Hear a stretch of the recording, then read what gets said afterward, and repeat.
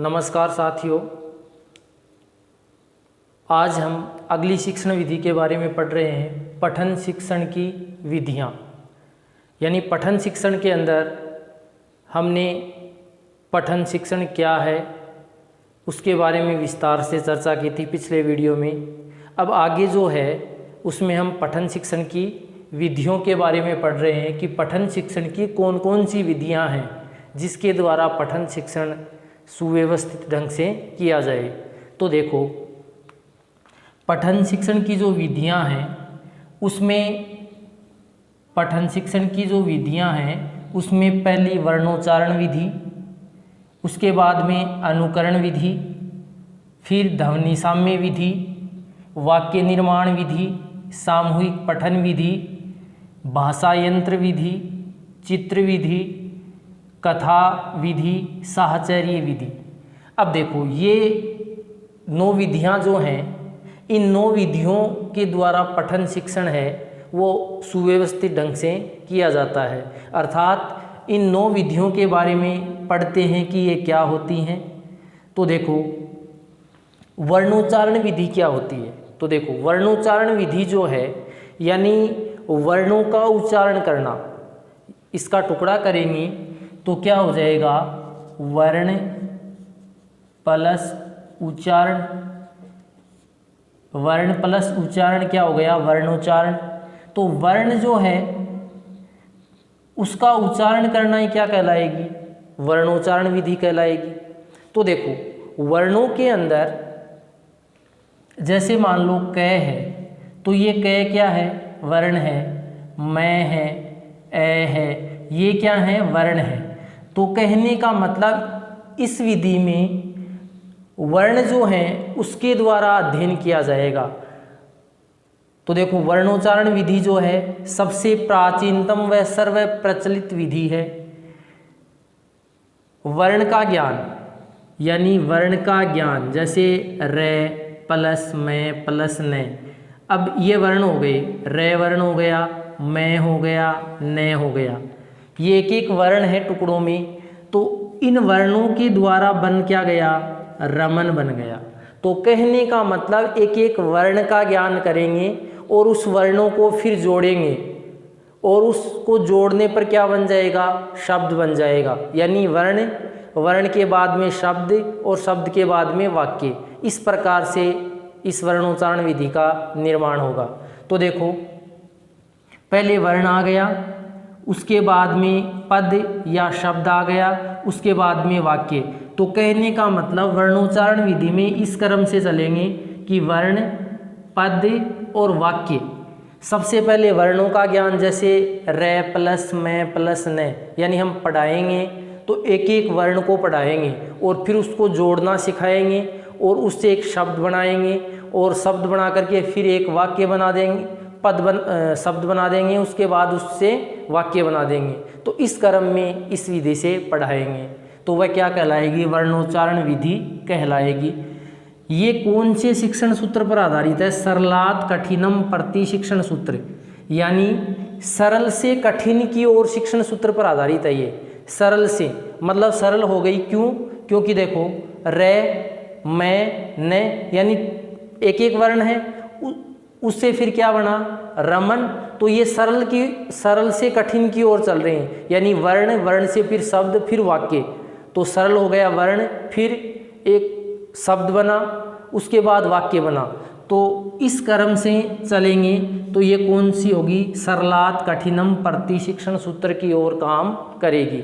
अर्थात इसमें कौन सा सूत्र लगेगा, सरलात् कठिनम प्रति, यानी सरल से कठिन की ओर, सरल से कठिन की ओर चलेंगे तो वहाँ पर वर्णोच्चारण विधि होगी। अब देखो, सबसे प्राचीन है, सबसे प्रचलित विधि है, ठीक है। जब बच्चों को पढ़ाते हैं तो सबसे पहले जैसे क प्लस मैं प्लस ले, और फिर उनको मिलाना सिखाते हैं कि अब इसको जोड़ो तो क्या बन गया, कमल।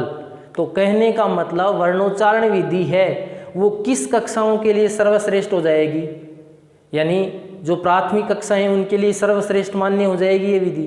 तो कहने का मतलब है कि वर्णोच्चारण विधि जो है इसमें वर्णों का ज्ञान करवाया जाता है, वर्ण से फिर पद सिखाया जाता है, पद से फिर वाक्य बनाना सिखाया जाता है। उसके बाद में देखें दूसरी है अनुकरण विधि। दूसरी कौन सी हो गई? अनुकरण विधि। अब देखो नाम से ही है कि अनुकरण, करण यानी करणानु यानी पीछा, यानी किसी के पीछे चलना क्या कहलाती है? अनुकरण विधि कहलाती है। अब पीछे मतलब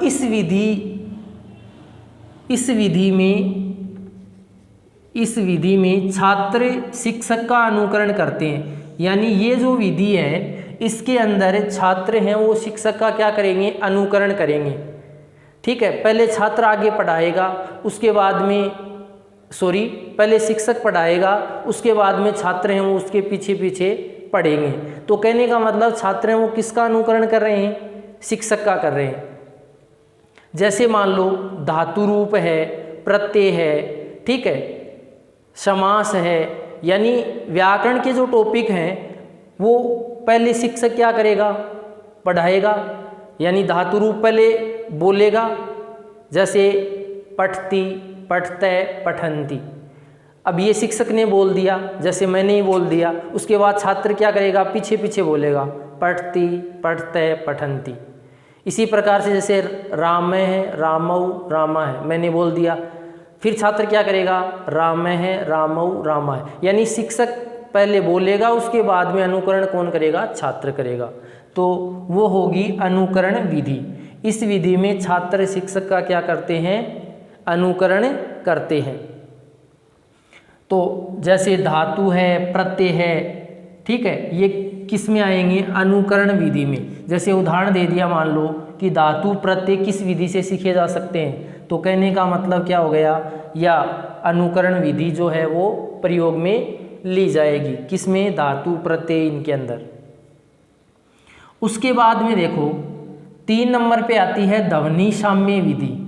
ध्वनि साम्य विधि यानी साम्य यानी समानता, ध्वनि यानी ध्वनि, ठीक है। तो ध्वनि में समानता मतलब एक जैसे जो शब्द होंगे, एक जैसे जो शब्द होंगे वो इस विधि में होंगे। तो एक समान उच्चारित शब्दों को एक साथ पढ़ाया जाता है। जैसे मान लो राम है, कृष्ण है, सीता, गीता। अब देखो जैसे मैं शब्द रूप पढ़ा रहा हूँ तो राम का पढ़ा दिया यानी राम है। अब मैं ये कहूँगा कि अकारांत पुल्लिंग है राम, तो इसके जैसे जितने भी शब्द रूप हैं, जैसे कृष्ण है, रमेश है, सुरेश है, तो ये सब अकारांत हैं और सब पुल्लिंग है, तो ये सब किसके समान हो जाएंगे? राम के समान। तो कहने का मतलब वहाँ कौन सी विधि काम आएगी? ध्वनि साम्य विधि काम आएगी। यानी शब्द रूपों का जब अध्ययन करेंगे, ठीक है, एक समान जैसे शब्द रूप हैं, फिर गीता, सीता है आकारांत स्त्रीलिंग है, गीता है आकारांत स्त्रीलिंग है, तो ये दोनों एक समान हो गए। तो कहने का मतलब ध्वनि साम्य में जिनकी ध्वनि में समानता हो, एक जैसे हों, वहाँ पर कौन सी विधि होगी? ध्वनि साम्य विधि होगी। उसके बाद बात करें वाक्य निर्माण विधि की, तो देखो वाक्य निर्माण विधि जो है इसमें सरल वाक्यों के आधार पर कठिन वाक्यों का निर्माण करना। सरल वाक्यों, देखो सरल वाक्यों के आधार पर कठिन वाक्यों का निर्माण करना, यानी ये किस शिक्षण सूत्र पर आधारित होगी? पूर्णात अंशम प्रति, यानी पूर्ण से अंश की ओर। पूर्ण का मतलब कंप्लीट और अंश का मतलब टुकड़ों में, तो पूर्ण से अंश के और शिक्षण सूत्र काम में आएगा इसमें। तो वाक्य निर्माण विधि जो है इसमें सरल वाक्यों के आधार पर कठिन वाक्यों का निर्माण करना, यानी सरल सरल वाक्य होंगे उसके आधार पर क्या करेंगे? कठिन वाक्य बनाएंगे। जैसे मानो इसमें दे दिया सरल सा वाक्य है राम है पठती, ये सरल वाक्य हो गया, ठीक है। अब इसी वाक्य को बढ़ा करके इस तरह कर दिया राम है पुस्तकम पठती, तो कहने का मतलब ये सरल था, सीधा ही था, राम है पठती। फिर कर दिया इसको राम है पुस्तकम पठती, तो कहने का मतलब सरल से कठिन की ओर चलेंगे। किससे चलेंगे? सरल से कठिन की ओर चलेंगे, फिर इससे और कठिन हो जाएगा, ठीक है। इससे और कठिन कर देंगे तो वहाँ पर कौन सी विधि काम आएगी? वाक्य निर्माण विधि आएगी। यानी सरल वाक्यों के आधार पर कठिन वाक्यों का निर्माण करना क्या कहलाएगी? वाक्य निर्माण विधि कहलाएगी। उसके बाद में बात करें सामूहिक पठन विधि। अब देखो सामूहिक पठन, इस विधि का प्रयोग, उदाहरण के तौर पर इस विधि का प्रयोग जो है हम प्रार्थना सभा में करते हैं, ठीक है, या फिर विद्यालय के अंदर कोई भी सामूहिक कार्यक्रम होता है वहाँ इस विधि का प्रयोग होता है। जैसे मान लो कोई बाल सभा है तो उस बाल सभा में भी सामूहिक जो पठन विधि है वो काम आती है। या फिर कोई सामूहिक प्रोग्राम है तो वहाँ पर भी ये सामूहिक पठन विधि काम आती है। तो कहने का मतलब क्या है कि प्रार्थना, श्लोक आदि के द्वारा शिक्षक का अनुसरण करना, शिक्षक का अनुसरण यानी सामूहिक पठन विधि में जैसे मान लो प्रार्थना है, अब प्रार्थना बोलते हैं तो प्रार्थना जैसे मान लो शिक्षक बोल दी, शिक्षक ने, उसके बाद में बच्चे एक साथ बोलेंगे, ठीक है, सामूहिक बोलेंगे। उसी प्रकार से श्लोक है तो श्लोक शिक्षक बोला, उसके बाद में बच्चे एक साथ बोलेंगे। तो कहने का मतलब क्या हो गया कि ये सामूहिक पठन विधि होगी, समूह में पढ़ी जाएगी। उसके बाद में है भाषा यंत्र विधि। भाषा यंत्र यानी भाषा को यंत्र के द्वारा अध्ययन करना, यानी भाषा यंत्र विधि जो है उसमें भाषा को यंत्र विधि से अध्ययन करना। जैसे लिंगवा फोन है, ग्रामोफोन है, संगणक यंत्र है आदि के द्वारा अध्ययन किया जाएगा, वहाँ भाषा यंत्र विधि काम आएगी। यानी जैसे कंप्यूटर से अध्ययन करते हैं, ठीक है, तो वहाँ कौन सी विधि हो गई? भाषा यंत्र हो गई। लिंगवा फोन है, ग्रामोफोन है, या और कोई जो भी सामग्री है, सर्वेदर से जो सामग्रियाँ हैं, ठीक है, वहाँ पर कौन सी विधि काम आएगी? भाषा यंत्र विधि काम आएगी।